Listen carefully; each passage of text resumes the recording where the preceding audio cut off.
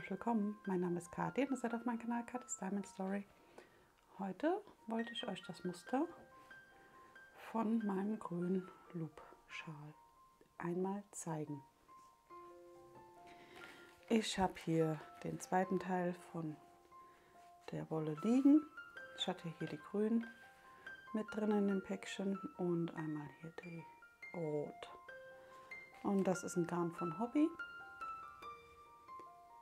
Das ist aus Baumwolle und Polyester. Sie haben 70 Meter, sind 50 Gramm Knäule, für eine 5er Nadel geeignet. Ich häkel das Ganze hier mit einer 4er jedoch.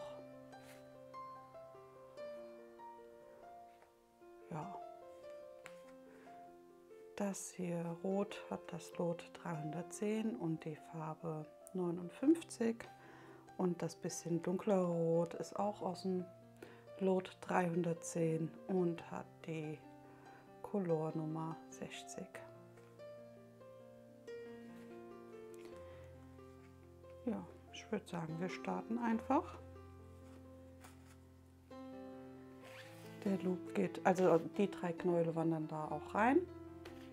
Ihr seht es, das habe ich hier auch gemacht. Einmal hell und dann im Übergang einmal dunkel. Genau. Starten wir einfach mal. Wir machen unseren Maschenanschlag. Den macht ihr so, wie ihr den gewohnt seid. Und dann häkeln wir.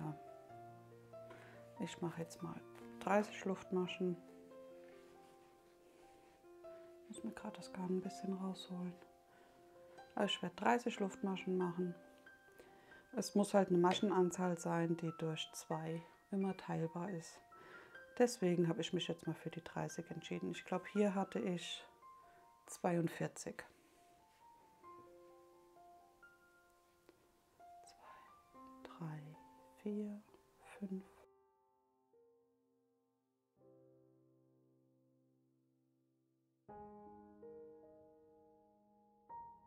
So, das wären 30.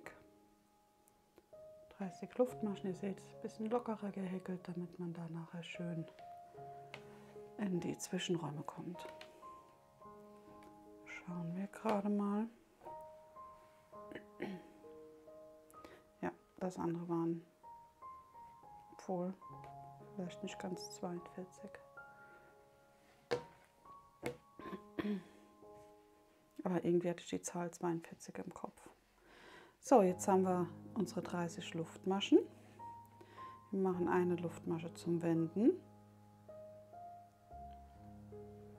und häkeln noch einmal in jede Luftmasche eine feste Masche.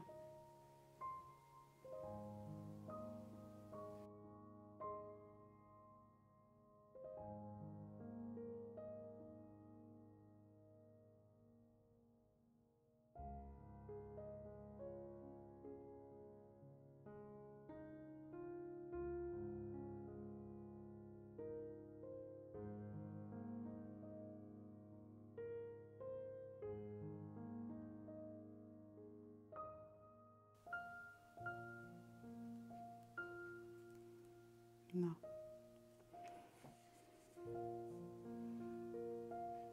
So, jetzt haben wir die 30 Maschen. Ich habe kurz noch mal nachgezählt. Ich gehe jetzt hin und nehme hier meinen Faden vom Anfang einfach mit hinter und werde den so ein bisschen mit laufen lassen beim Verhäkeln oder beim Häkeln halt, dass er mit eingehäkelt wird.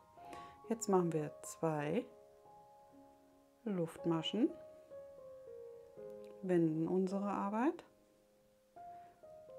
machen den Umschlag fürs Stäbchen und gehen hier vorne in die erste Luftmasche rein, holen den Faden und machen einmal und maschen einmal ab.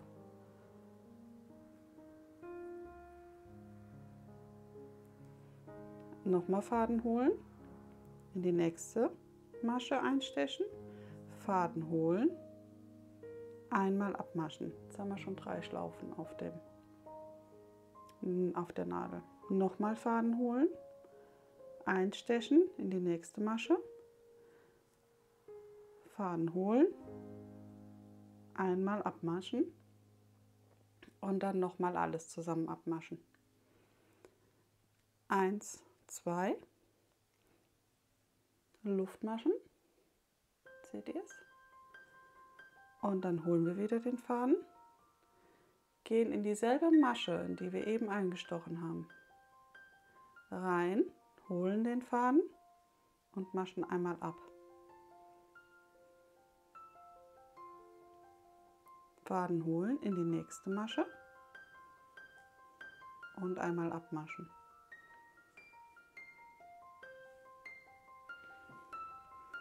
Faden holen, die nächste Masche und einmal abmaschen.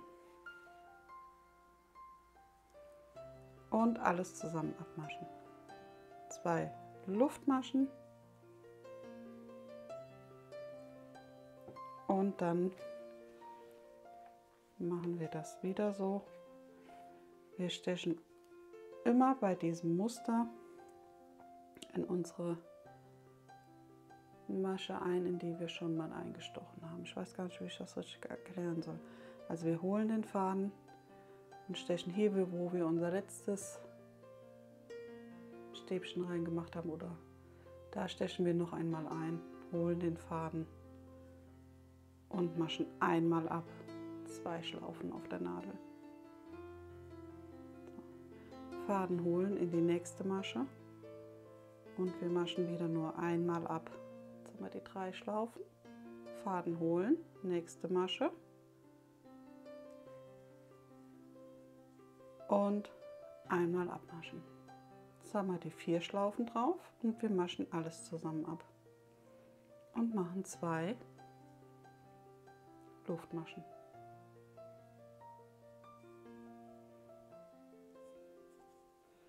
Also noch einmal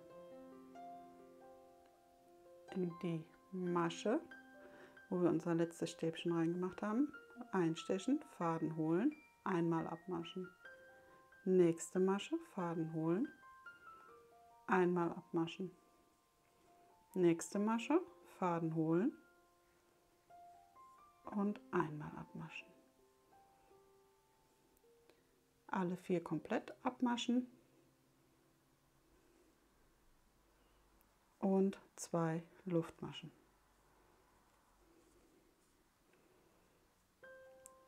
Also noch einmal in die Masche, wo unser letztes Stäbchen drin ist, stechen wir ein und holen den Faden, maschen einmal ab.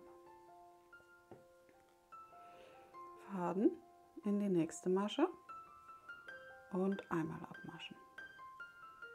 Faden, nächste Masche und einmal abmaschen. Jetzt haben wir unsere 4 Schlaufen und alles zusammen einmal abmaschen. 2 Luftmaschen und noch einmal. Das machen wir jetzt bis hinten hin, bis an unser Ende.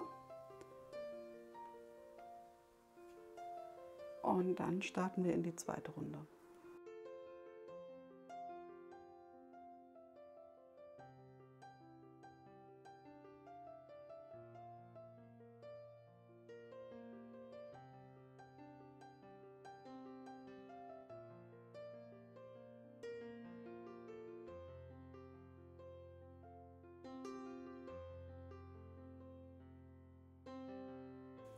So, wir sind jetzt sozusagen fast am Ende.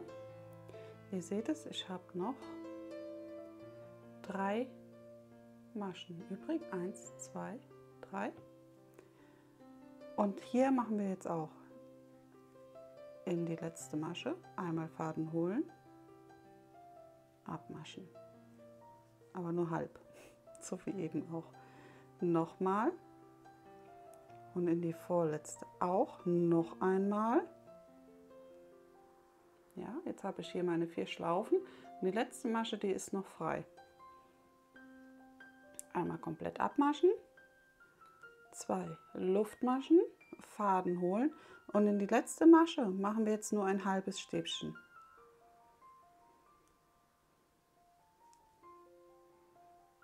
Ja, eine Steigeluftmasche oder auch eine Wendeluftmasche, einmal wenden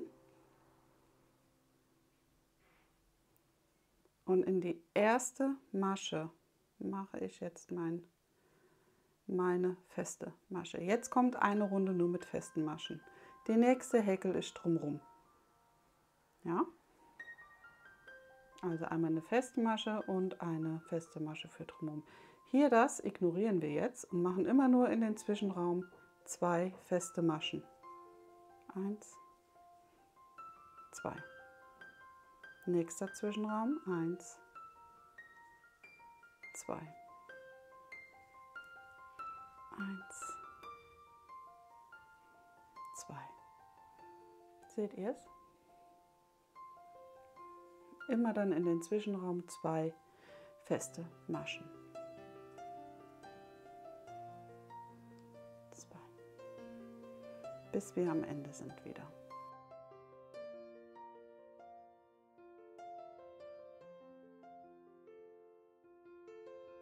So, 1, 2. Und hier haben wir ja hier unsere letzte Masche. Das ist ja von den Stäbchen und hier hinten ist ja unsere letzte Masche. Und da machen wir auch eine rein. Und hier ist das vom Hochgehen. Da machen wir auch eine rein. Ja? Ein bisschen kompliziert erklärt. Irgendwie, ja. 2 Luftmaschen. Und dann wenden wir unsere Arbeit. Jetzt kommen wieder unsere Stäbchen in die erste Masche. Hier vorne.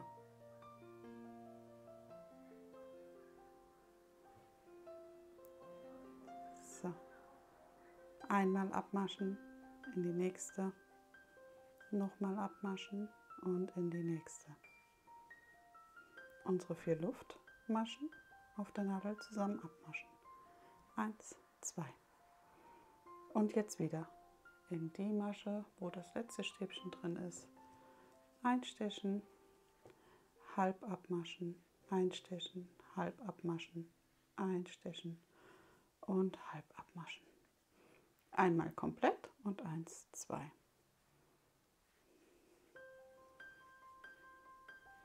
Und das Ganze machen wir jetzt auch wieder, bis wir wieder,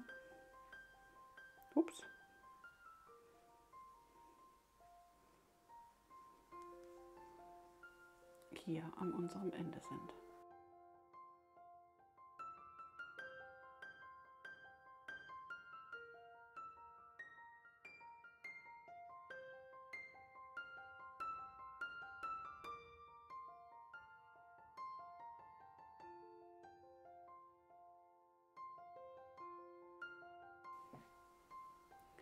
So, hier sind wir wieder am Ende. Ihr seht es, ich habe wieder 3 Maschen frei. Wir machen nochmal einen kleinen Mustersatz.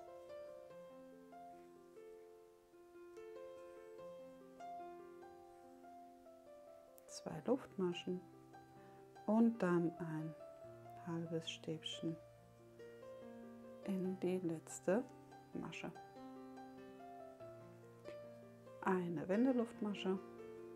Wir wenden die Arbeit und machen in die erste Luftmasche hier vorne, dort, unser Stäbchen. Ach, unser Stäbchen, unsere feste Masche, so rum. Also 1 und dann kann man um 2. Ja, und jetzt wieder in jeden Zwischenraum 2 feste Maschen.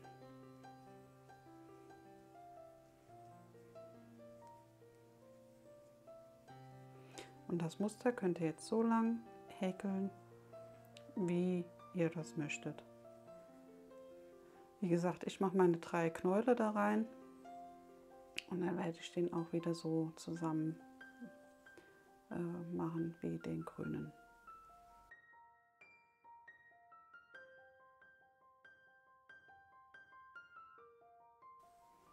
So, hier am Ende, das zeige ich euch noch mal gerade. Da haben wir ja hier die eine Masche, wo wir reingehen, und dann hier, wo wir das halbe, die 2 Luftmaschen gemacht haben, auch noch mal 1, 2.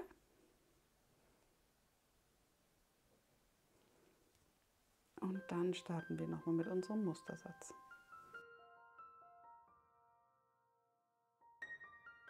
Seht ihr?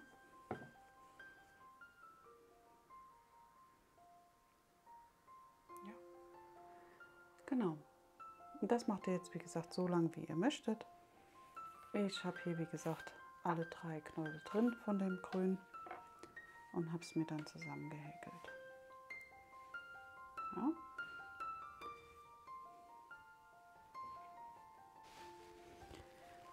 So, ich bin jetzt am letzten Stück angelangt. Ich mache jetzt noch meine Reihe mit den festen Maschen fertig. Und dann können wir den Schal auch schon zusammen häkeln. 2. So, ihr seht es. Das war jetzt die letzte Reihe. Ich habe nicht mehr so viel Wolle übrig, aber das wird auch nicht mehr für noch eine Reihe drauf reichen. Deswegen dachte ich, fügen wir den jetzt einmal zusammen, damit das schon mal passt. Der wird jetzt, damit wir diese Knotenoptik hier bekommen, schaue ich mal kurz noch mal ein bisschen raus. Hier das, damit wir das hinkriegen, falten wir ihn und falten ihn auch, und dann machen wir die beiden ineinander. Ich mache das jetzt so Pi mal Daumen. Ihr könnt es natürlich auch abzählen mit den Maschen, aber ja, ich finde, so passt das gut. Also ich mache es nur Pi mal Daumen und lege die Sachen übereinander. So, mal kurz noch mal sortieren. Ich mache hier noch mal eine Masche drauf, damit ich wenden kann, damit das einfach besser liegt. Und dann geht ihr halt in jede Masche rein. Man kann sehr schön erkennen. Und auch von hier müsst ihr halt gut schauen. Hier die erste Masche.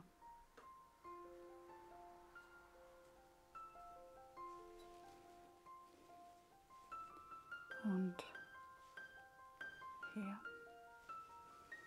Und dann macht ihr, Entschuldigung, jetzt war ich aus dem Bild, einfach die feste Masche drüber. Also noch einmal, wir haben hier unsere Masche, stechen in das nächste ein mit der Masche, in den nächsten mit der Masche und in den nächsten, dass wir alle 4 zusammen haben. Und feste Masche. Ja. Und das macht ihr dann so lang, bis ihr am Ende seid. Ja. Und ihr seht es ja gefaltet. Hier ist die geschlossene Seite und hier ist die geschlossene Seite, und dann einfach ineinander schieben, so dass es greift. Ja. Sozusagen so wie meine Hände jetzt liegen, so sind eure beiden Seiten von dem Schal. Und dann, wie gesagt, nur noch zusammen häkeln. Ich nehme dazu die festen Maschen und dann wird das ja nachher umgeschlagen. Das sieht man nachher nicht mehr. Habt ihr ja bei meinem grünen Schal gesehen, aber ich zeige euch auch gleich noch den roten hier mit dem Loop.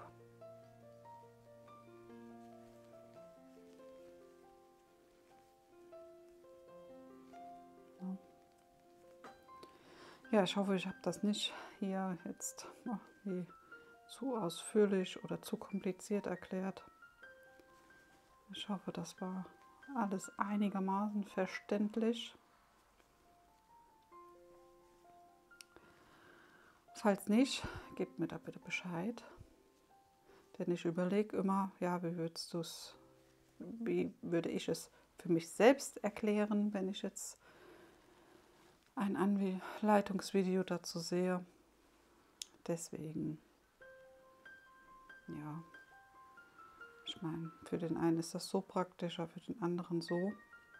Aber ich hoffe, ich habe da so einen ganz guten Mittelweg gefunden, der jedem zusagt. Ja. Ist halt dann auch immer ein bisschen schwierig. Aber ich denke, dass das doch ganz gut rüberkommt. Wenn nicht, wenn ihr da natürlich Fragen habt, es sind ja nur 2 Reihen, die wiederholt werden, aber wenn ihr dazu Fragen habt, dann schreibt mir, dann sagt mir Bescheid. Denn nur so kann ich mich verbessern und wissen, dass ich das nächste Mal zum Beispiel anders erklären müsste. Ne? Deswegen ja, ist es immer schön, wenn man ein bisschen Feedback hat. Oder konstruktive Kritik, je nachdem. Ja. Ja. Und ihr seht es, das geht hier jetzt auch relativ zügig, bis man am Ende ist. Ja. Und dann ist der hier einen kleinen Ticken von der Größe her schmaler wie mein grüner, aber trotzdem ausreichend. Ne?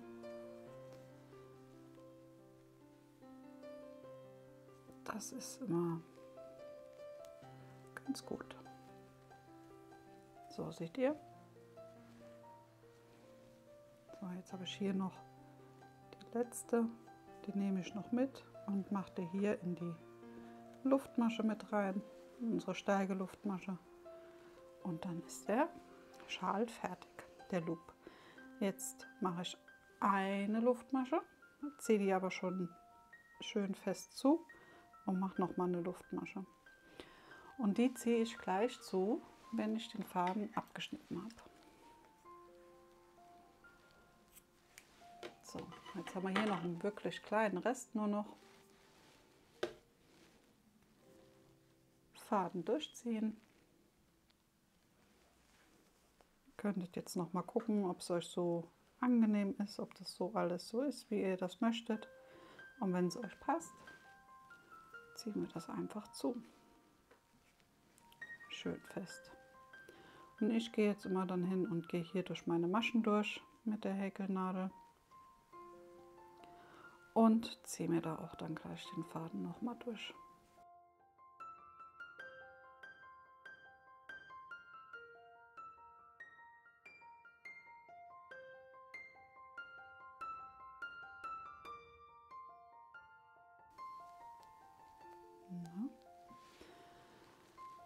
Irgendwas nehme ich mit, was ich nicht mitnehmen wollte. Jetzt. Vielleicht. Doch, ja. So. Ach, das ist der Glitzerfaden. Der ist verkehrt. So. Und den letzten Rest auch noch gerade. Und dann kann man den noch weiter vernähen, wenn man das möchte. Ich lasse es jetzt erstmal so und vielleicht mache ich das später noch mal mit einer Nadel. Und wenn ihr es jetzt umstülpt, habt ihr euren Loop fertig. Einmal noch hier die Fäden abschneiden, die hatte ich ja schon vernäht. Ihr seht es. Auch hier den Farbwechsel. Und irgendwo müsste noch einer sein. Hier. Von dem zweiten roten. Ups. So.